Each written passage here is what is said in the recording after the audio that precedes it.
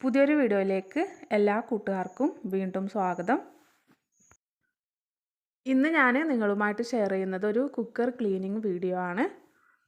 ഒരുപാട് പഴക്കം ചെന്നിട്ടുള്ള നല്ലതുപോലെ കറ പിടിച്ചിട്ടുള്ള കുക്കറൊക്കെ വീട്ടിൽ തന്നെയുള്ള കുറച്ച് ചേരുവകൾ വെച്ചിട്ട് നമുക്ക് വളരെ പെട്ടെന്ന് തന്നെ ക്ലീൻ ചെയ്തെടുക്കാം. അതുപോലെ തന്നെ ഭക്ഷണ സാധനങ്ങളൊക്കെ കുക്ക് ചെയ്യുന്ന സമയത്ത് കരിഞ്ഞു പിടിച്ചു പോയിട്ടുള്ള കുക്കറാണെങ്കിലും ഈ ഒരു ടിപ്സ് വെച്ച് തന്നെ നമുക്ക് വളരെ പെട്ടെന്ന് ക്ലീൻ ചെയ്തെടുക്കാൻ പറ്റും.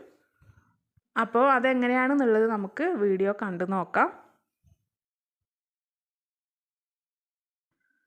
അപ്പോൾ അതായത് കുറച്ച് പഴക്കം ചെന്നിട്ടുള്ളൊരു കുക്കറാണ് കേട്ടോ. നല്ലതുപോലെ കറ പിടിച്ചിട്ടുണ്ട്.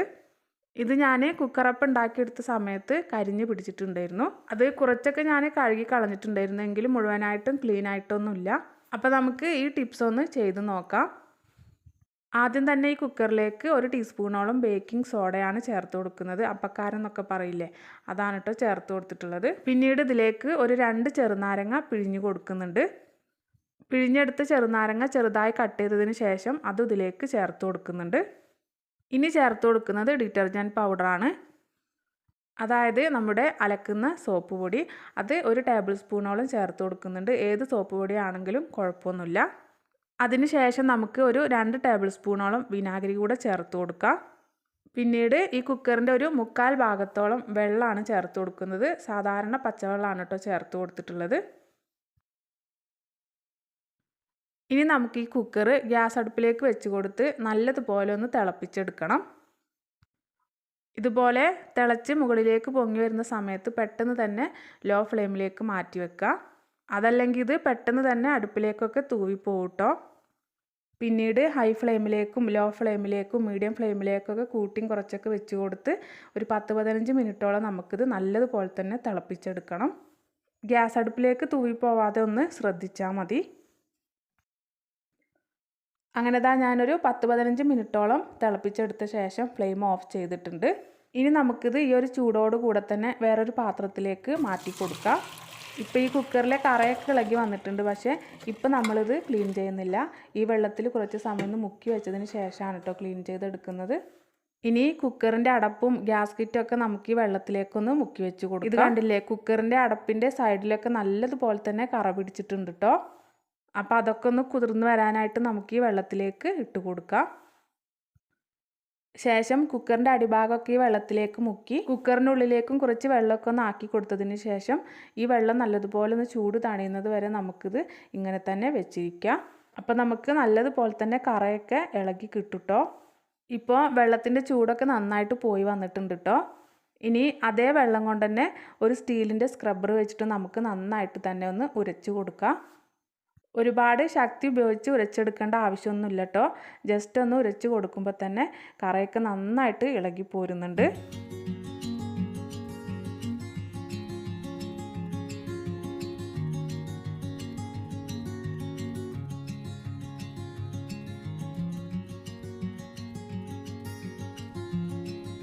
ഇത് കണ്ടില്ലേ, നമ്മുടെ കുക്കറൊക്കെ ഇതാ നല്ലതുപോലെ തന്നെ കറയൊക്കെ ഇളകി നന്നായിട്ട് ക്ലീനായി കിട്ടിയിട്ടുണ്ട്.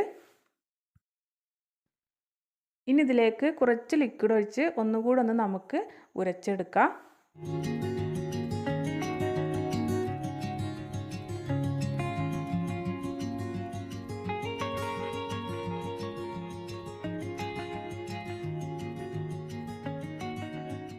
ഇനി നമുക്ക് കുക്കറിൻ്റെ മൂടി ഒന്ന് ഉരച്ചു കൊടുക്കാം.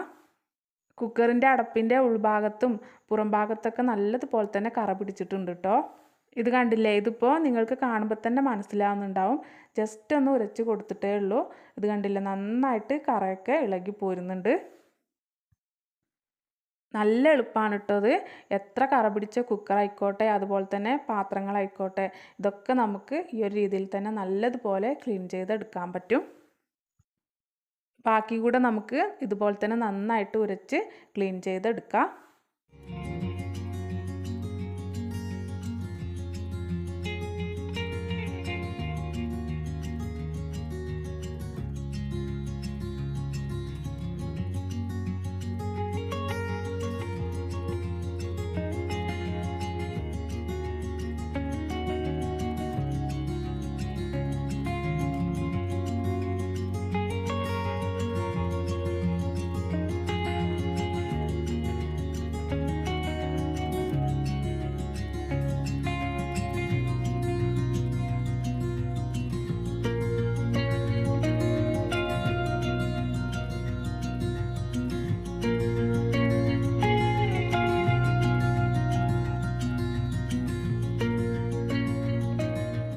ഇത് കണ്ടില്ലേ, നല്ലതുപോലെ തന്നെ ക്ലീനായി കിട്ടിയിട്ടുണ്ട്. ഇനി നമുക്ക് കുക്കറിൻ്റെ വിസിലൊന്ന് ഊരിയതിന് ശേഷം ഈ ഭാഗമൊക്കെ ഒന്ന് ക്ലീൻ ചെയ്തെടുക്കാം.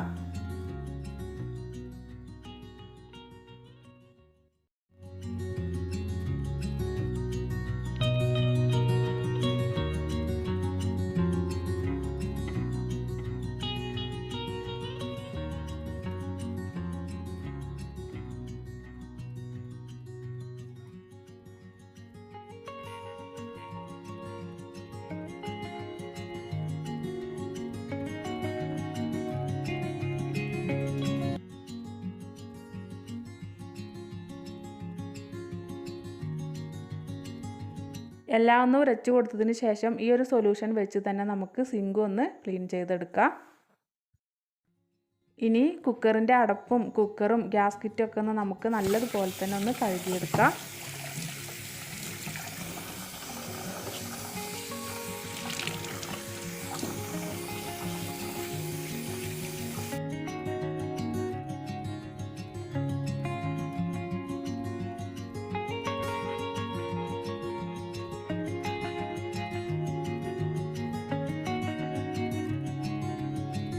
ഇത് ഒരുപാട് പഴക്കം ചെന്നിട്ടുള്ളൊരു കുക്കറാണ് കേട്ടോ. കറ പിടിച്ചു എന്നല്ലാതെ വേറൊരു കംപ്ലൈൻറ്റും ഇതിനില്ല. അപ്പോൾ അതുകൊണ്ടാണ് ഞാനിത് ക്ലീൻ ചെയ്തെടുക്കാമെന്ന് വിചാരിച്ചത്. അപ്പോൾ നിങ്ങളുമായിട്ടൊന്ന് ഷെയർ ചെയ്യാമെന്ന് കരുതി. ആർക്കെങ്കിലുമൊക്കെ ഉപകാരപ്പെട്ടാലോ. അപ്പോൾ ഇത് കണ്ടില്ലേ, നമ്മുടെ കുക്കറൊക്കെ അടിപൊളിയായിട്ട് തന്നെ നമുക്ക് ക്ലീനായി കിട്ടിയിട്ടുണ്ട്. അപ്പോൾ അടി കരിഞ്ഞതോ കറ പിടിച്ചതോ ഒക്കെ ആയിട്ടുള്ള കുക്കറൊക്കെ ആരെങ്കിലുമൊക്കെ ഒഴിവാക്കിയിട്ടുണ്ടെങ്കിൽ ഈ ഒരു രീതിയിലൊന്ന് ട്രൈ ചെയ്ത് നോക്കുക. വളരെ പെട്ടെന്ന് തന്നെ നമുക്ക് ക്ലീനാക്കി എടുക്കാൻ പറ്റും. എന്നിട്ട് അഭിപ്രായം പറയാൻ മറക്കരുത്. നിങ്ങൾക്ക് വീഡിയോ ഇഷ്ടപ്പെട്ട ലൈക്ക് ചെയ്യാനും എൻ്റെ ചാനൽ പുതുതായിട്ട് കാണുന്ന കൂട്ടുകാർ സബ്സ്ക്രൈബ് ചെയ്ത് സപ്പോർട്ട് ചെയ്യാനും മറക്കരുത്. നമുക്ക് അടുത്ത നല്ലൊരു വീഡിയോയുമായി വീണ്ടും കാണാം.